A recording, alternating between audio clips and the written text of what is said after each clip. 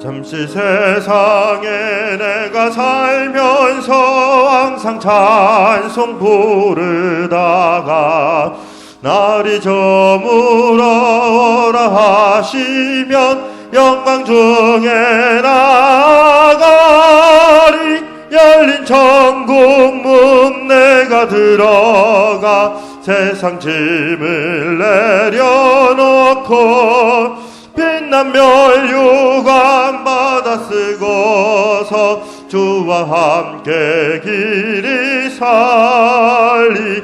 눈물 골짜기 더듬으면서 나의 갈 길 다간 후에 주의 품 안에 내가 안기어 영원토록 살리로다. 열린 천국 문 내가 들어가 세상 짐을 내려놓고 빛난 멸류관 받아 쓰고서 주와 함께 길이 살리. 나의 가는 길 멀고 험하며 산은 높고 고른 깊어 고난 나의 몸 질 곳 없어도 복된 날이 밝아오리. 열린 천국 문 내가 들어가 세상 짐을 내려놓고 빛난 멸류관 받아 쓰고서 주와 함께 길이 살. 다 같이 일어나서 4절 찬양하겠습니다.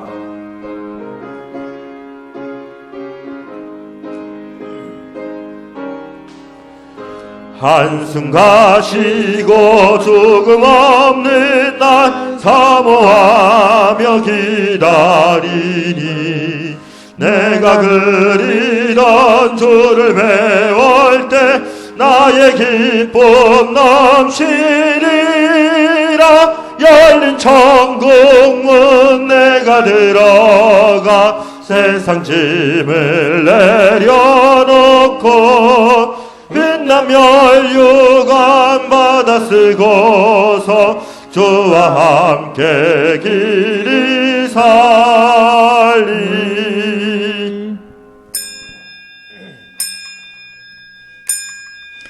내게 무슨 악한 행위가 있나 보시고 나를 영원한 길로 인도하소서. 아멘.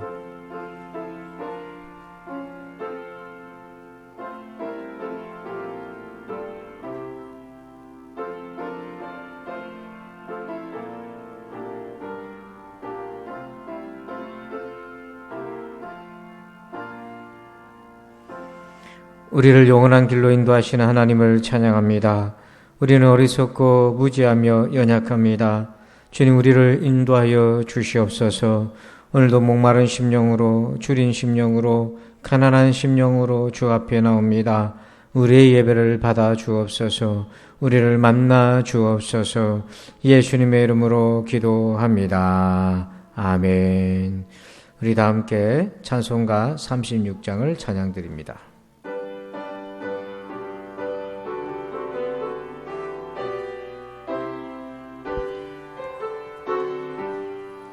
주 예수 이름 높이어다 찬양하여라.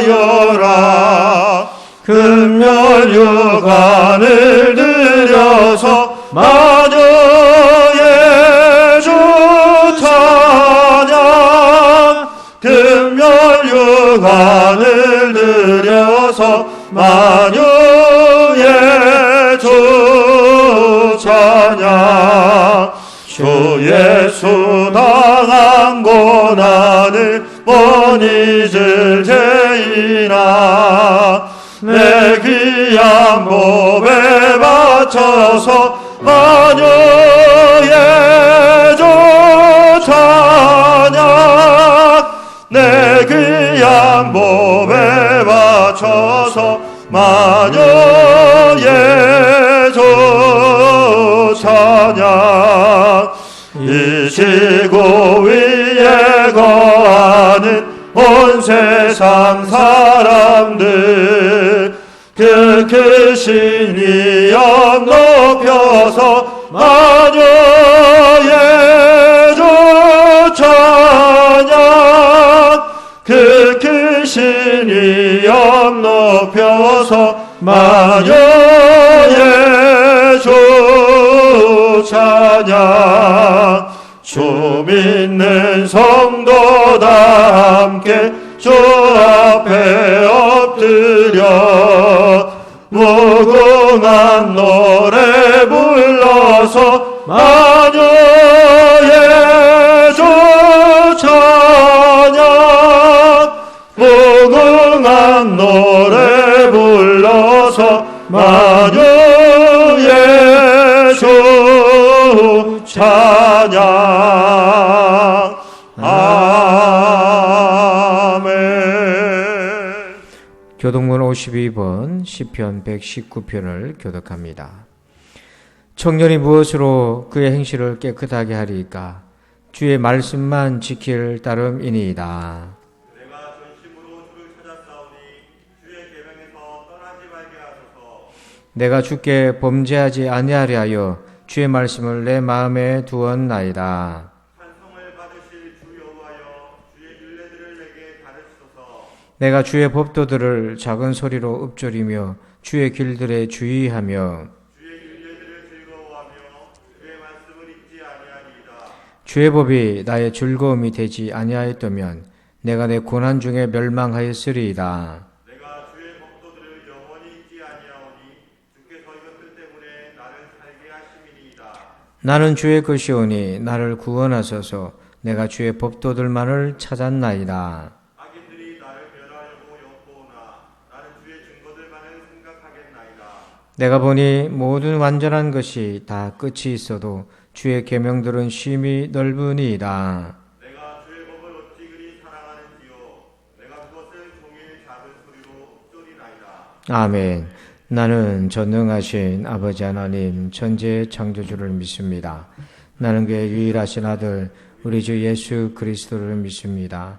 그는 성령으로 잉태되어 동정녀 마리아에게서 나시고 본디오 빌라도에게 고난을 받아 십자가에 못 박혀 죽으시고 장사된 지 사흘 만에 죽은 자 가운데서 다시 살아나셨으며 하늘에 오르시어 전능하신 아버지 하나님 우편한 자 계시다가 거기로부터 살아있는 자와 죽은 자를 심판하러 오십니다.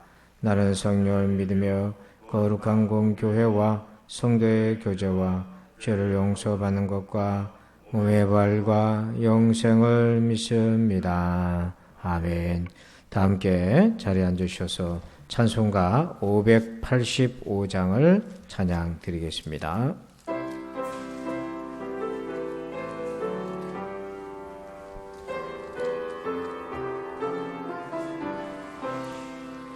내 주는 강한 성이요 방패와 병기 되시니 그날 안에서 우리를 구하여 내시리로다.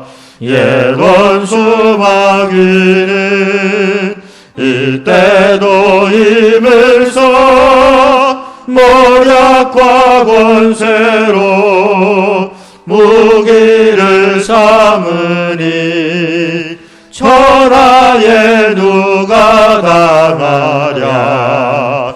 내 힘만 의지할 때는 패할 수밖에 없도다. 힘 있는 장수 나와서 날 대신하여 싸우네. 이 장수 누군가 주 예수 그리스도 만군의 주로다. 당할 자 누구랴 반드시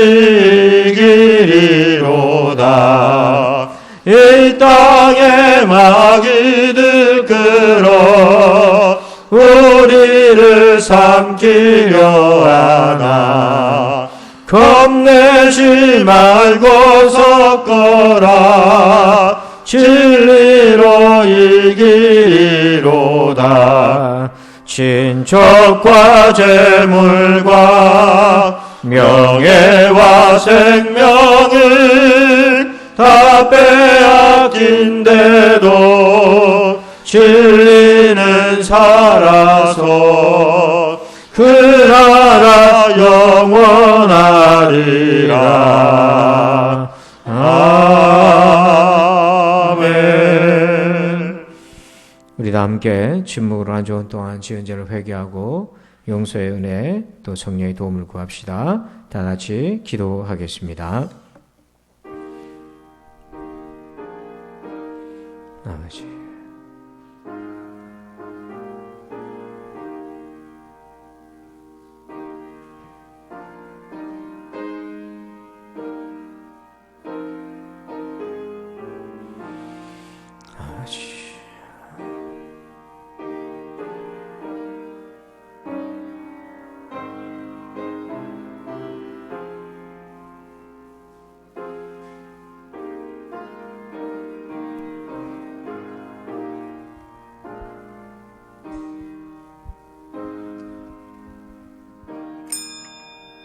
오순절 23번째 주일 및 종교개혁 주일을 맞아 모두 함께 나와 한 마음과 한 뜻으로 예배하게 하심에 감사드립니다. 그리스도의 몸 믿음의 공동체의 모임에 참여하여 하나님을 예배하게 하심에 감사와 찬양드립니다. 아멘. 지난 한 주 하나님의 뜻 가운데 살다가 이 시간 부활하신 예수 그리스도를 예배하기 위하여 이곳에 왔습니다. 우리를 위해 죽으시고 온 세상을 창조하신 그 생명의 능력으로 예수님을 살리신 그 구원의 능력에 감사하며 예배합니다. 다시 오실 예수님이 오는 그날까지 구원의 여정을 부산진교회 공동체에서 한 걸음 한 걸음 걸어가고 있습니다. 내 중심이 아닌 나를 구원하신 하나님 중심으로 주의 말씀대로 살아가는 기쁨을 주시는 하나님 감사합니다. 그러나 때로는 우리의 마음이 무겁고 주 뜻 안에 살지 못한 적이 있습니까? 주 앞에 우리의 마음을 드리며 자복하오니 긍휼과 은혜를 베풀어 주옵소서. 거짓에 대항하였던 개신교의 정신처럼 우리도 오직 말씀과 하나님의 은혜 안에 살게 하소서. 이 시간 말씀을 듣습니다. 주의 말씀 들을 때에 믿음으로 나아가 성령으로 충만해지는 시간 되게 하소서. 지금도 코로나19와 여러 어려운 환경과 연약함 가운데 있는 성도들이 있습니다. 그들을 지켜주시고 이 예배 은혜가 동일하게 그들에게 전해져 속히 회복되게 하옵소서. 코로나19 속에서도 하나님을 진지하게 온전히 예배하고자 이곳에 왔사오니 새로운 믿음과 온전한 신앙으로 오늘도 강건케 되게 하소서. 예수 그리스도 이름으로 기도드립니다. 아멘.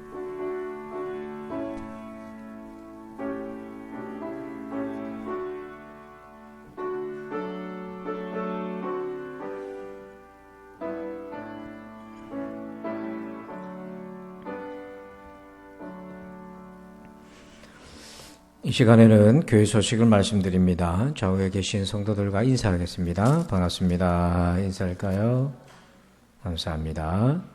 주보를 참고해 주시기 바랍니다. 오늘은 종교개혁 주일로 지킵니다.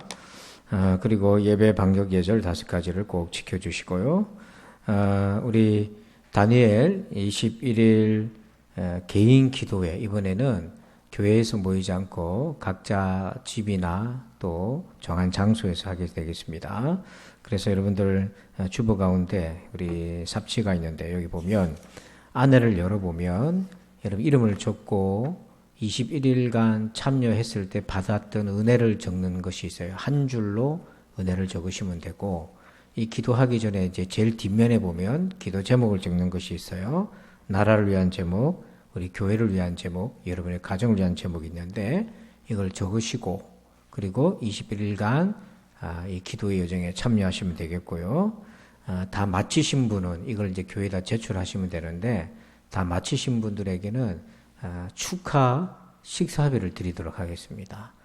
그래서 여러분들께서 참여해 주시면 좋겠고, 혹시 집에 인터넷이나 와이파이를 쓰기 어려운 분들은 다음 날, 그러니까 첫날이 내일 저녁인데 인터넷이 안 돼서 못 하신 분들은 그 다음 날 교회에 밑에 1층에 쿤바이룸과 지하 기도실에 다니엘 개인 기도실이라고 명패를 붙이고 인터넷을 접속할 수 있도록 와이파이 비번하고 다 붙여놨거든요. 그래서 여러분들이 교회에 들르셔서 개인 기도 하셔도 됩니다. 그래서 다음날 이렇게 하루씩 밀려서 해도 되니까 이번에는 개인 기도 훈련으로 이 다니엘 기도회를 진행하겠습니다. 여러분 꼭 기억해 주실 바랍니다.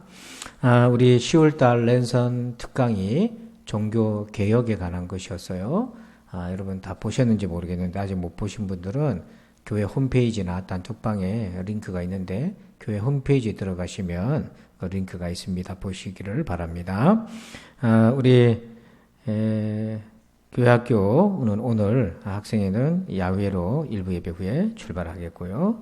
우리 목장 공동체는 금요 일마다 11시에 진행되겠습니다. 그리고 이번 주에 목요일 날은 권사의 야유회가 있습니다. 교회에서 8시 30분에 출발하겠습니다. 장소는 경주이고요. 2부 예배 후에는 선풍기 대신에 이제 온풍기를 교체하는 작업이 있겠습니다. 여러분들의 봉사 섬김을 부탁드립니다. 나머지 강건은 주보를 참고하시고요. 이 시간을 들으신 예물을 위해서 기도하겠습니다. 복의 근원이신 하나님을 찬양합니다. 우리의 모든 것 하나 당연한 것이 없고 다 하나님의 은혜입니다. 이 믿음으로 예물을 드립니다. 하나님 기뻐 받아 주옵소서. 사랑하는 우리 부산진 성도들에게 복을 내려주시고 또 이 시간에 참여한 우리 청소년들 하나님 저들을 복 주셔서 하나님 무엇보다도 예수님의 그 십자가의 은혜와 부활의 소망이 믿어지는 은혜가 있게 하여 주시고 성령님을 만나서 중생하는 역사가 있게 하여 주시옵소서. 그래서 아버지 하나님 어릴 때부터 우리 예수님 만나고 그 만난 기쁨으로 평생을 살 수 있도록 도와주시고 이를 위해 수고하는 교사들이 함께해 주시기를 원합니다. 하나님 우리 성도들의 건강을 지켜주옵소서. 몸의 건강, 마음의 건강, 신앙의 건강을 하나님 지켜주시옵기를 원합니다. 그래서 그 건강함으로 남은 세월에 하나님을 위하여 살게 도와주시고 어디서 무엇을 하든지 먹든지 마시든지 그것이 하나님의 영광이 되게 하여 주옵소서. 하나님 우리의 가정에 주신 자녀들 하나님 앞길을 열어주시되 무엇보다도 예수님과 동행하면서 아버지 하나님 앞길을 헤쳐나갈 수 있도록 도와주시고 힘든 고비, 어려운 고비들 만날 때마다 주의 도움을 구하면서 한 걸음 한 걸음 전진해 가게 도와주옵소서. 곧 수능일이 다가옵니다. 우리 하나님께서 우리 수능생들 붙잡아 주시고 위로해 주시고 그까지 아버지 하나님 최선을 다할 수 있게 도와주옵소서. 아버지 하나님 사업에 복 주시길 원합니다. 일터에 복 주시고 직장에서 우리 성도들 인정받으며 꼭 필요한 인재들이 다 되게 도와주시고 아버지 하나님 직장이나 일터에 막힌 문제가 있을 때 우리 사랑하는 성도들에게 하나님 요셉 같은 지혜를 주셔서 아버지 우리 성도들이 풀게 하시고 해결하게 하시고 그로 인하여서 아버지 하나님 회사에 직장의 일터에 하나님의 영광을 나타내게 도와주옵소서. 감사합니다. 주님 예수님의 이름으로 기도합니다. 아멘. 오늘 주시는 말씀 보겠습니다. 사사기 17장 1절에서 13절 말씀입니다.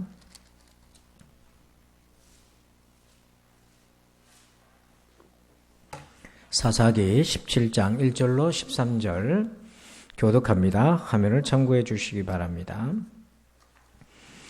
에브라임 산지에 미가라 이름하는 사람이 있더니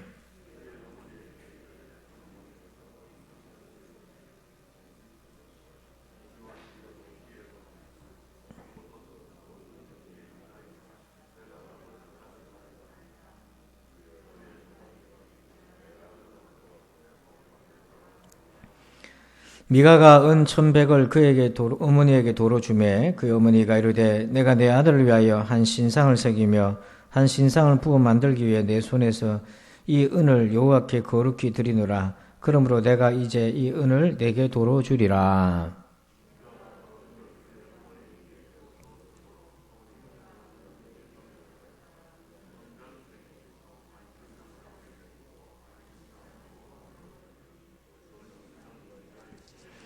그 사람 미가에게 신당이 있으므로 그가 에봇과 드라빔을 만들고 한 아들을 세워 그의 제사장으로 삼았더라.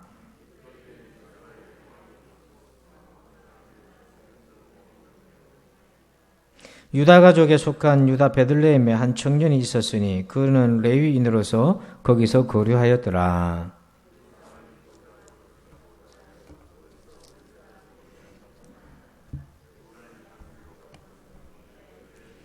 미가가 그에게 묻되 너는 어디서부터 오느냐 하니 그가 이르되 나는 유다 베들레헴의 레위인으로서 거류할 곳을 찾으러 가노라 하는지라.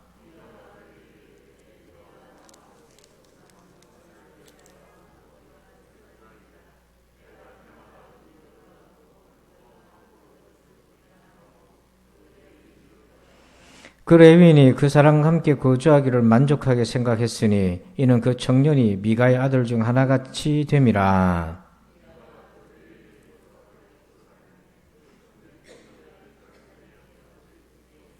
다 같이 이에 미가가 이르되 레위인이 내 제사장이 되었으니 이제 여호와께서 내게 복 주실 줄을 아노라 하니라. 아멘. 할렐루야. 오늘 왕을 모신 자, 우리 오늘 마지막 6번째 시간 조율과 개혁이라는 제목으로 묵상합니다. 1914년도에 타이타닉호가 침몰됐는데 그 침몰한 지 얼마 되지 않아서 증기선 몬로에라고 하는 이 배가 상선에 부딪혀가지고 41명이 추운 겨울바다에서 목숨을 잃은 대형 사고가 생겼어요. 그 나중에 사고 원인을 조사를 해보니까 그 몬로에호의 선장이었던 존슨이라는 사람이 있는데 이 선장이 항해 지도를 놓고 또 그 다음에 방향을 측정하는 콤파스를 놓고 운항을 했는데 실제로 그 콤파스를 사고가 난 배랑 서로 비교를 하다 보니까 이 콤파스가 이렇게 생겼는데요. 보니까 방향을 이제 가리키면서 항로를 설정할 수 있는 콤파스인데 실제로 자석으로 된 표준 콤파스랑 나중에 비교를 해보니까 약 2도 정도 이게 휘어져 있었던 거예요. 그렇기 때문에 잘못된 방향으로 가서 이렇게 사고가 생긴 거죠. 그래서 이 콤파스도 늘 기준에 맞게끔 설정이 되어야 되는 것, 이 과정을 우리가 이제 조율이라고 하지 않습니까? 신앙생활도 끊임없는 조율의 과정이 필요합니다. 자, 우리 6절 말씀 한번 읽어볼까요? 시작.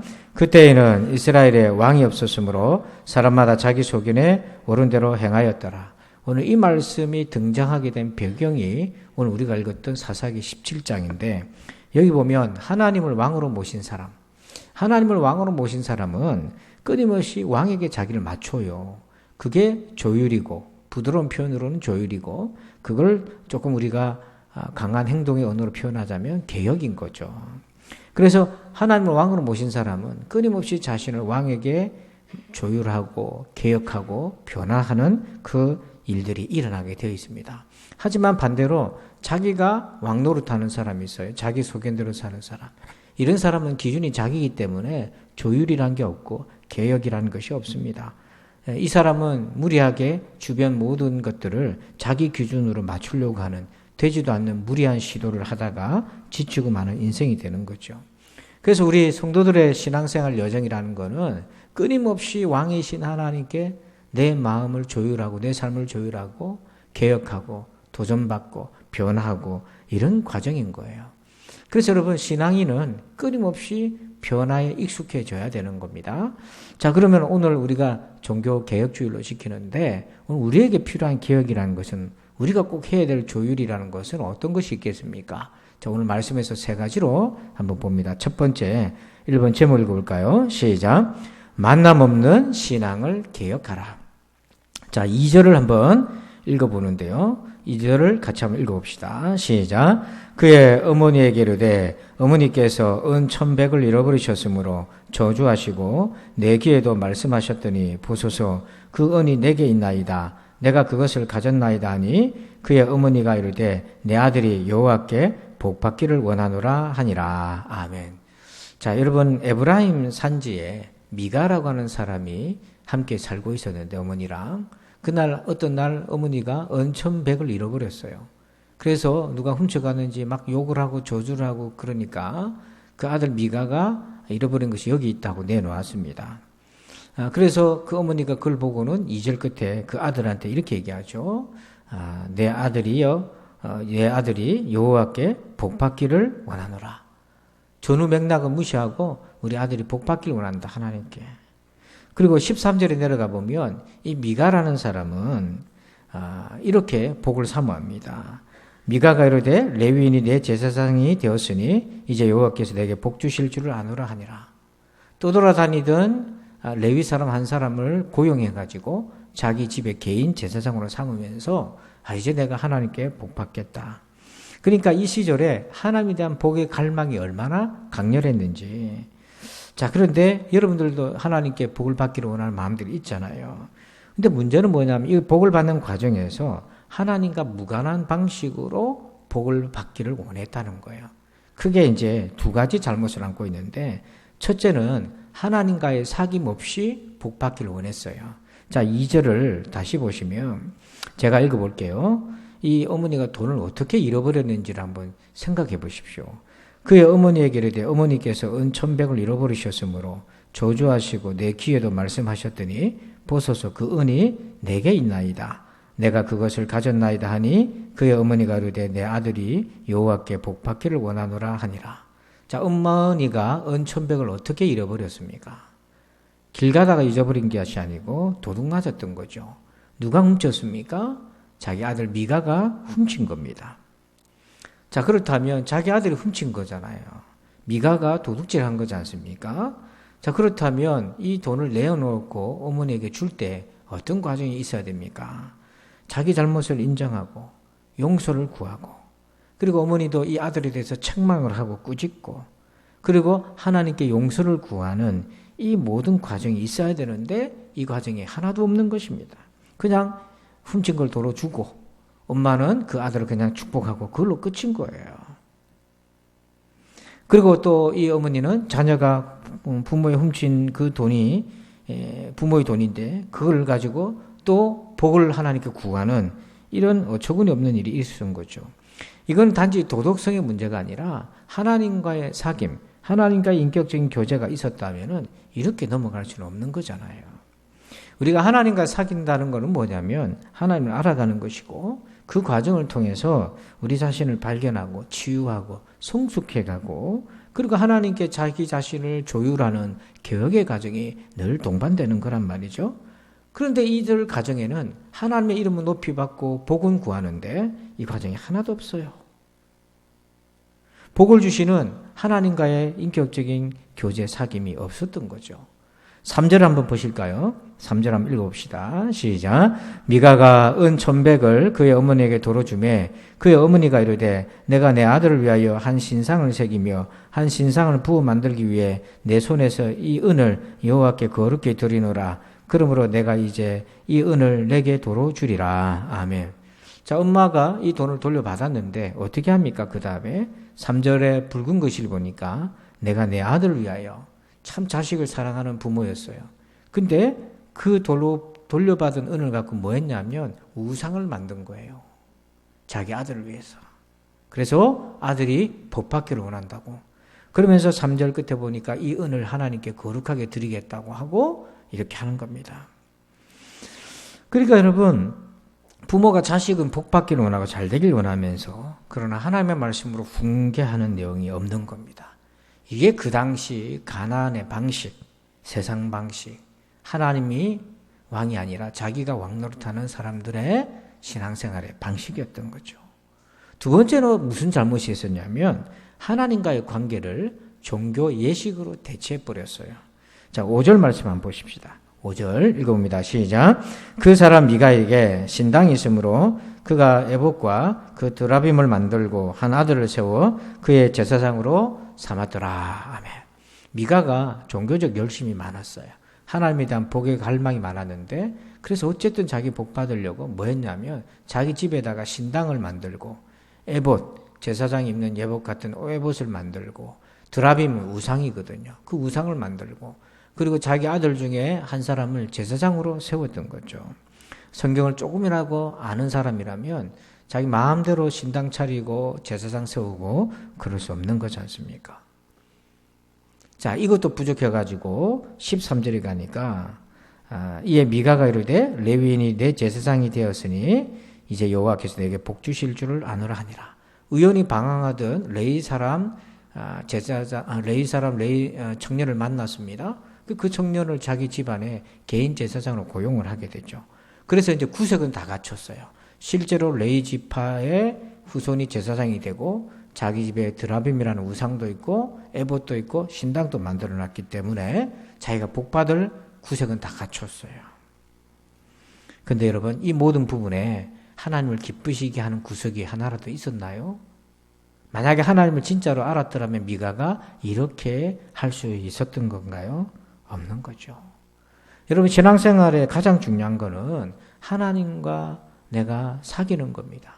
하나님 어떤 분이시지? 하고 성경을 찾아보면서 읽으면서 하나님을 발견하고 그 하나님이 나에게 무슨 얘기를 원하실까? 또 내가 그 하나님께 어떻게 선신할까? 그런 끊임없는 과정이 있어야 되는데 이 집안에는 그런 건 없고 종교, 예식, 구색, 형식만 남아 있었던 거예요.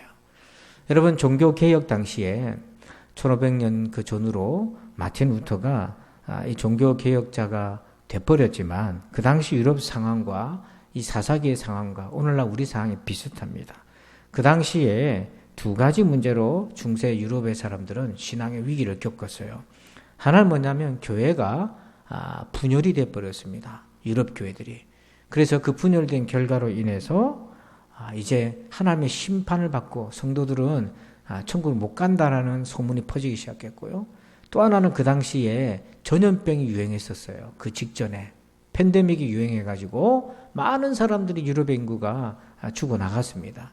그런 걸 보면서 그 당시에 종말적인 그런 이제 주장들이 막 난무하던 시대였어요.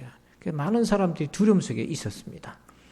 올리비에 크리스탱이라고 하는 학자가 그때 이렇게 얘기를 합니다. 그 당시 사람들은요, 이 두려움을 해소하기 위해서 붙들었던 게 뭐냐면 성모 마리아든지 신앙의 영웅들, 그런 사람들을 성인들로 추앙하는 예배를 드리고, 그래 그것도 안 되니까 선행을 강조하면서 면죄부를 사서 자기들의 구원의 불안을 해소하려고 그렇게 했다는 거예요. 얼마나 불안했으면 그렇게 성인들을 추앙하는 예배에 계속해서 미사에 참여하고 그리고 착한 일을 하고 그것도 안 되니까 면죄부를 사가지고 내 죄사함을 받겠다고 그렇게 면죄부를 사서 불안한 마음을 해소했던 거죠. 왜 그랬습니까? 바로 예수님의 십자가의 그 구원에 대한 십자가에서 예수님을 인격적으로 만난 구원의 확신이 없었기 때문에 그런 거예요. 오늘도 마찬가지입니다. 교회는 다녀도 구원의 확신이 없으면 자꾸만 예배로 구원의 확신을 대체하려고 하는 거예요. 줄 예배 드린 것으로 대체하려는 거예요. 예배 드리면 마음이 편하고 안 드리면 찜찜하고 그런 게 아니잖아요. 구원의 확신이 없으니까 다른 것으로 자꾸 메꾸려고 하다 보니까 이렇게 본질을 잃어버리게 됐다고 하는 거죠. 오늘날은 어떻습니까, 여러분? 오늘날 2022년도 내년에 트렌드를 살펴보는 그 책에 보면 내년에는 이것이 중요해진다. 그 중에 하나가 실제감이다. 그게 뭐냐면 가상세계를 통해서 현실처럼 경험하기를 원하는 그 욕구가 증폭하게 된다.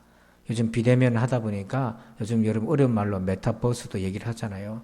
그 시내 운전하는 버스가 아니고요. 가상세계를 일컫는 말인데 그게 뭐냐면 가상세계이긴 하지만 현실처럼 경험하는 것, 가상과 현실의 어떤 그 갭을 점점 줄여줘서 정말 가상에 있지만 현실에 있는 것 같은 경험을 하기를 원한다는 거잖아요.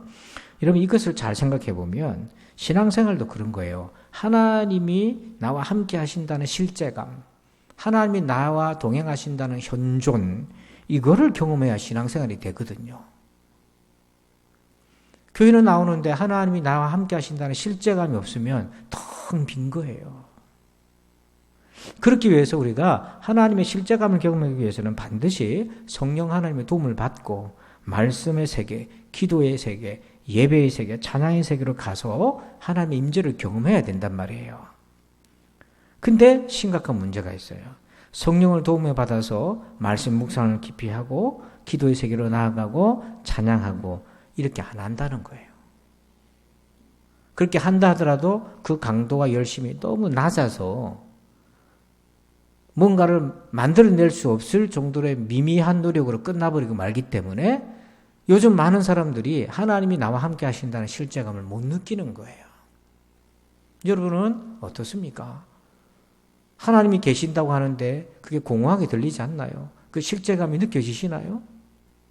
그렇게 하려면 말씀과 기도와 찬양과 예배의 세계로 정말 여러분들이 전진하면 나와야만 그게 가능하다는 거죠.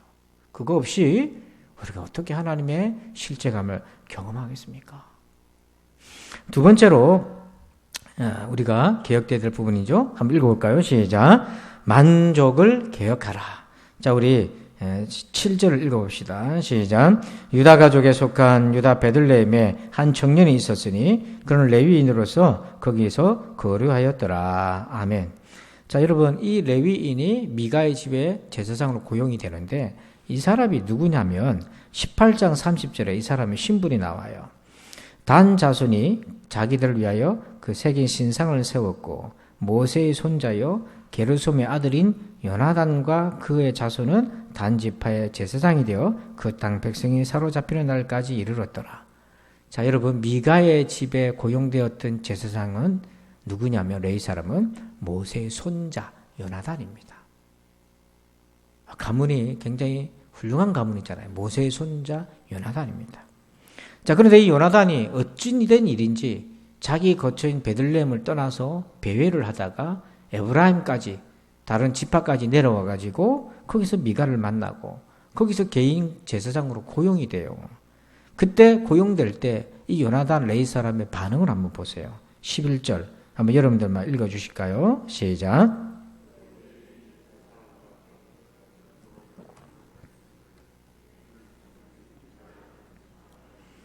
자, 그 요나단이 미가의 집에 거주하기를 뭐 했다고 되어 있습니까? 만족했다고 되어 있잖아요. 왜 만족했습니까?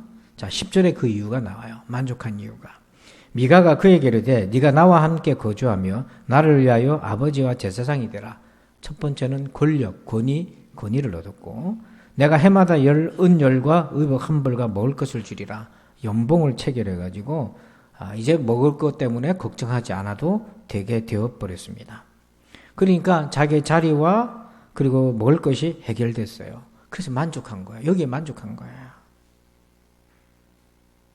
그러니까 하나님의 사람이 자리와 의식주가 해결되니까 이제 거기에 만족해버린 거죠. 근데 여기서 그치지 않아요. 이 미가의 집에 누가 불청객이 찾아오냐면 단 자손이, 단 지파 사람들이 자기 자리를 못 찾고 배회를 합니다. 제비 뽑아 얻었던 땅에 제대로 정착을 못하고 가나안 사람들과의 싸움에서 밀려가지고 또 다른 땅을 막 찾으러 다니다가 우연찮게 미가의 집에 들리고 그곳에서 이 모세의 손자 요나단을 만나요. 그러니까 이 단지파 사람들도 욕심이 있어서 이 사람 레위 사람을 그리고 미가의 집의 제사장인 이미 레위 사람을 빼앗아갑니다.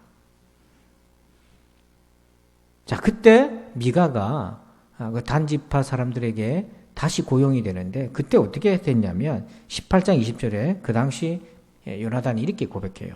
그 제사장이 마음에 기뻐하여 에봇과 드라빔과 새긴 우상을 받아가지고 그 백성 가운데로 들어가니라. 이게 제안을 받고는 이 요나단이 너무 좋아가지고 자기가 섬겼던 그 미가의 집에 있는 에봇과 드라빔과 우상을 들고는 그 백성들 가운데 단지파 사람들 가운데로 따라가 버렸어요. 자, 왜 기뻐했습니까? 뭐 때문에 기뻐했습니까? 그 이유가 바로 그 앞에 19절에 나와 있어요. 한번 같이 한번 읽어봅시다. 시작. 그들이 그에게 이르되 잠잠하라. 네 손을 입에 대라. 우리와 함께 가서 우리의 아버지와 제사장이 되라. 네가 한 사람의 집에 제사장이 되는 것과 이스라엘의 한 지파 한 족속의 제사장이 되는 것 중에서 어느 것이 낫겠느냐 하는지라. 그러니까 단지파 사람들이 제시를 한 겁니다. 네가 미가 개인의 제사장 되는 거하고 우리 단지파 전체의 제사장 되는 거하고 어느 게 더 좋겠냐. 그러니까 이 레위 사람 요나단이 가만히 생각하니까 그래, 내가 한 집안의 제사장 되는 것보다 이 큰 지파의 대표 제사장이 돼서 대접받고 거기서 자리를 누리고 사는 것이 더 좋겠다. 그래서 이번에는 만족이라는 표현 대신에 기뻐해가지고 그렇게 해서 미가의 집에서 나와서 단지파 사람을 쫓아가요. 자, 이 과정에서 하나님이 기뻐하는 건지 아닌지 상관이 없고 사람들이 원하고 자기의 소견에 원하고 자기 욕구에 만족하는 길로 따라가는 그게 바로 종교인이 된 거죠. 어쩌다 이렇게 됐습니까? 어쩌다가 레위 사람이 이런 의식주와 자리에 만족하고 기뻐해가지고 더 좋은 자리, 더 좋은 대접에 그것에 몰두하면서 기뻐하면서 하나님과의 관계를 무가치한 것으로 다룰 수 있는 것인가? 아마 이 구절에 오면 이단들은요, 오늘날 목회자들을 비판할 겁니다. 이 구절 가지고. 더 좋은 대접을 받는 그런 것을 추구하는 목회자들을 비난할 거예요. 근데 한 가지 놓치는 것이 있습니다. 신약 성경에서 보면 우리 모두는 다 제사장들입니다. 그죠? 우리 모두는 다 제사장이에요. 그렇기 때문에 이걸 단지 목회자와 뭐 그런 것으로 제껴놓을 문제가 아니라 내 문제다고 보셔야 되는 거예요. 내가 무엇에 만족하고 있고 무엇에 기뻐하고 있는지를 돌아보라는 거죠. 자, 시편 17편 15절 한번 읽어볼까요? 시작. 나는 의로운 중에 주의 얼굴을 배우리니 깰 때에 주의 형상으로 만족하리이다. 이 시편의 시인은 이렇게 고백하잖아요. 내가 깰 때에 주님의 형상으로 내가 만족하겠다. 여기서 주의 형상이라는 게 뭐냐면 내가 하나님 만나는 거. 주의 얼굴을 뵌다. 이 말은 주님의 임재 가운데 주님과의 사귐. 그러니까 이 신앙인의 가장 큰 만족과 기쁨은 뭐냐면 하나님 만나는 것이었어요. 우리가 세상에서 더 좋은 의식주도 필요하고 더 좋은 자리도 있으면 좋겠지만 그것이 우리를 만족하게 하는 부분적인 이유는 될 수 있어도 궁극적인 이유는 될 수 없잖아요. 그래서 마태복음 6장 33절에 예수님이 우리에게 이렇게 얘기하셨어요. 그런즉 너희는 먼저 그의 나라와 그의 의를 구하라. 그리하면 이 모든 것을 너에게 더하시리라. 이 모든 것은 우리가 원했던 자리 의식주인데요. 그거는 더해지는 거고 추가로 더해지는 거고 진짜는 뭐냐면 우리는 하나님의 나라와 하나님의 의를 위해 살아가야 된다. 그래서 우리가 삶 속에서 하나님의 나라를 경험하고 이루어가고 하나님의 의에 만족하는 거. 내가 의식주는 해결이 됐어도 나를 통해 하나님의 나라가 이루어져가고 하나님의 의가 이루어져 가는 것이 안 되면 의식주가 아무리 좋고 있어도 만족이 안 되는 사람이 크리스찬이어야 한다는 거죠. 그래서 우리가요, 중생하지 않은 사람은 육적인 존재이기 때문에 육적인 것만 있으면 만족이 되고 기뻐하고 아무 문제의식이 없어요. 중생한 자도 깨어있지 않으면은 육적인 것에 만족하면서 하향 평준화가 이루어져 버려요. 그래서 호세아 4장 9절에 보면 참 마음 아픈 구절이 있습니다. 장차는 백성이나 제사장이나 동일함이라 내가 그들의 행실대로 벌하며 그들의 행위대로 갚으리라. 장차는 백성이나 제사장이나 동일하다는 게 뭡니까? 하향 평준화가 돼버리고 이거는 우리가 신자 간에 중직자나 뭐 초신자나 수준이 같아 버린다 이렇게도 볼 수 있지만 조금 더 바깥으로 적용해 보면 예수 믿는 사람이나 안 믿는 사람이나 똑같이 벌 받더라는 거 아니에요? 그 말은 예수 안 믿는 사람도 예수 믿는 사람과 예수 안 믿는 사람 비교해 보니까 예수 믿는다고 뭐 다른 게 없더라는 거잖아요. 여러분 그 요즘은 행복을요 미세 행복을 추구한다 이런 말을 해요. 미세 행복. 이게 욜로보다 더 작은 미세 행복. 칼 마나함이라고 하는 사회학자가 있는데 이분이 그런 얘기를 해요. 행복과 만족은 조금 다른 개념이다. 행복은 일시적인 순간이고 휘발적이다. 쉽게 없어지고 날아가 버린다. 근데 만족은 뭐냐면 내가 오랫동안 준비해가지고 예를 들면 뭐 대학을 가든 직장을 취직하든 내가 오랫동안 준비해서 원하는 것을 이뤘을 때 찾아오는 감정이 만족이다. 그래서 이 만족을 하기 위해서 순간순간의 행복을 포기하면서 사람들이 열심히 노력하는 거다. 자, 여기까지 우리가 다 동의를 했는데 문제는 지금의 시대는 이게 달라졌다는 거. 왜? 앞으로 아무리 열심히 해도 내가 원하는 걸 이룰 만한 가능성이 안 보이기 때문에 불확실해졌기 때문에 지금의 사람들은 그 내가 뭔가를 열심히 포기하고 얻어서 만족하는 것보다는 미래가 어떻게 될지 모르니까 지금 있는 행복을 붙잡겠다는 거예요. 그게 일상의 행복이고 그게 바로 미세 행복이다. 그래서 여러분 먹방이나 여행 방송 유튜브 이 방송이 유행하는데 이제는 그 대중 방송이 이제 지나가고 유튜브 개인 방송이 지금 이제 대세잖아요. 어른들은 유튜브나 이런 걸 관심 있는 것만 보겠지만 우리 청소년들이나 청년들이나 젊은 세대들은요 일반 KBS, MBC보다 유튜브를 더 많이 봐요. 그 안에도 먹방, 여행 방송 이런 거 막 보면서 합니다. 그게 왜 사람들의 인기가 있겠습니까?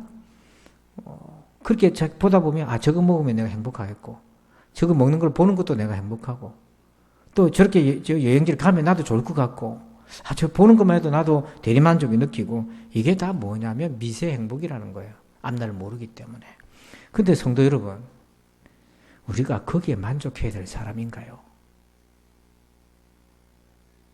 예수님의 십자가의 구원의 은혜를 받은 우리가 그런 것에만 만족할 수 있는 그런 그릇의 사람인가요?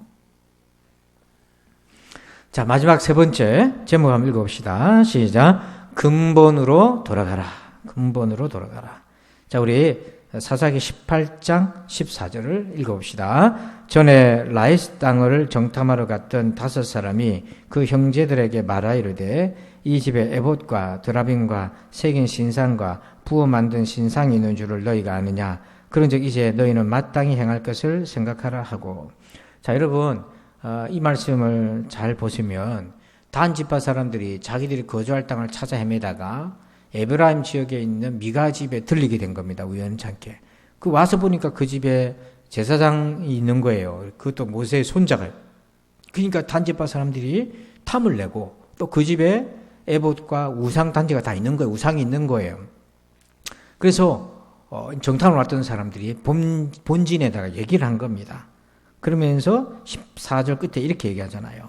그런즉 너희는 이제 너희는 마땅히 행할 것을 생각하라.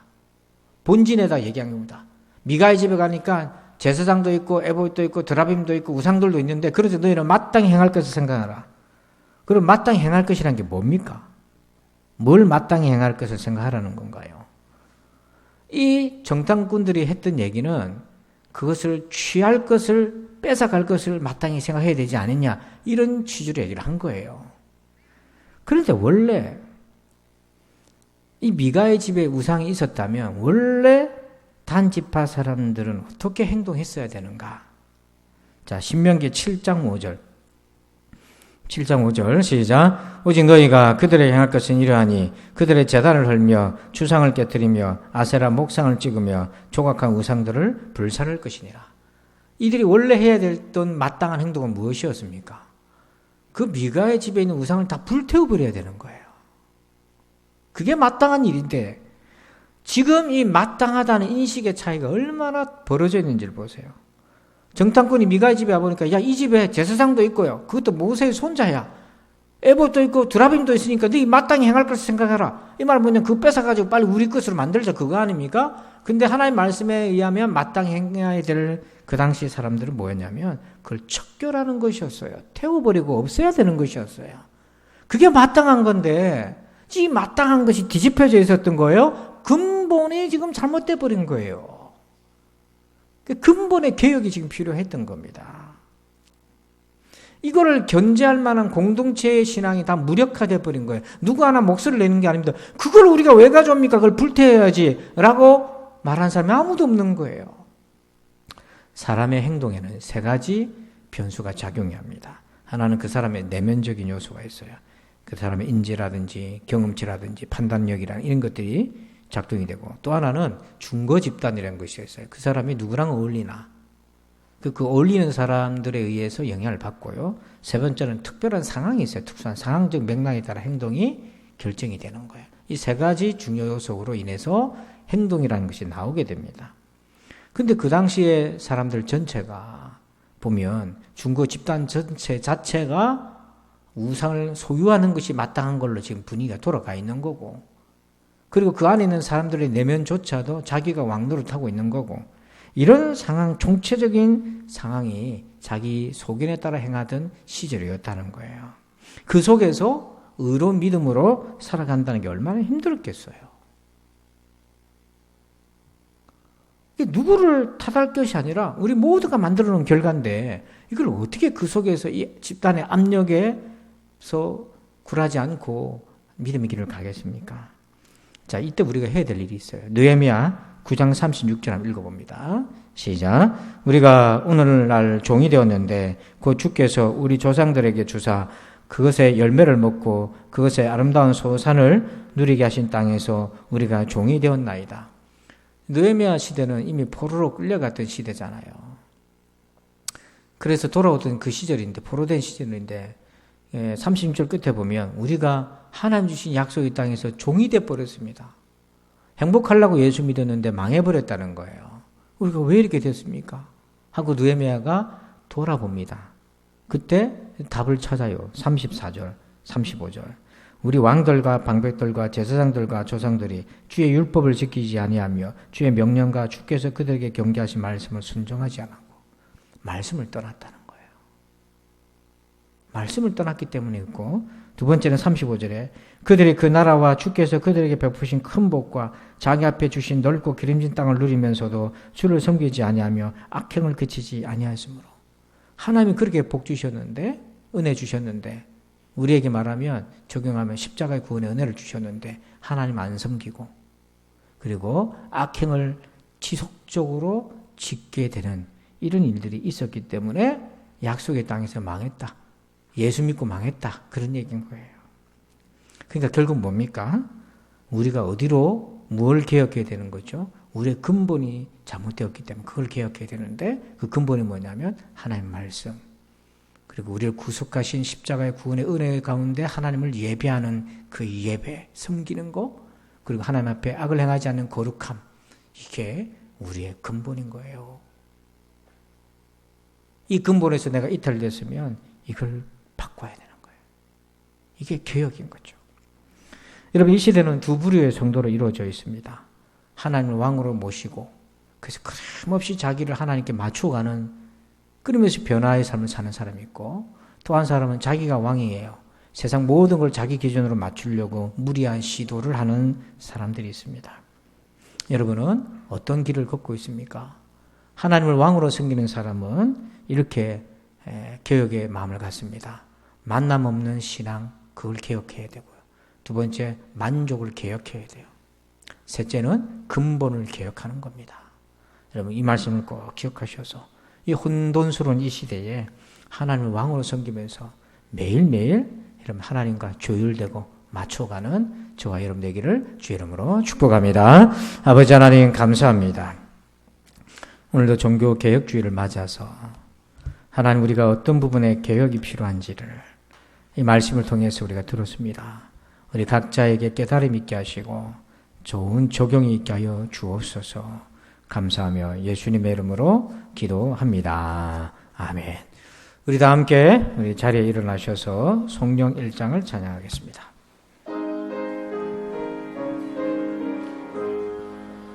만국의 근원 하나님, 온 백성 찬송 드리고 저 천사여 찬송하세. 찬송 성부 성자 성령.